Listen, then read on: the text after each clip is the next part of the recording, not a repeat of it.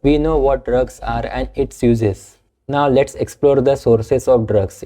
In modern medicine, there are many sources of drug, but everything boils down to these three sources: natural source, synthetic source, and plant-based sources.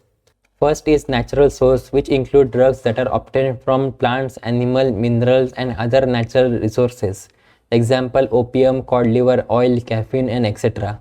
Second is a synthetic source, which include drugs that are made using chemical synthesis in lab. For example, quinoline, sulfonamide, and neostigmine, etc. And the third is the plant-based sources, which include drugs that are obtained from plant constituent. Example: alkaloid, glycoside, oils, tannins, etc. Now you might wonder why natural and plant sources are categorized separately. Because plants come from nature, aka natural, but plant and natural sources are not same.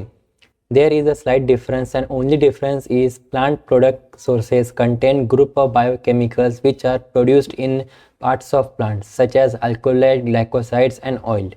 These are basically group of biochemicals found in plants. Natural sources contain drugs which are obtained from various natural resources such as opium from opium plant, cod liver oil from cod fish, and penicillin from penicillium fungus. These are various natural resources.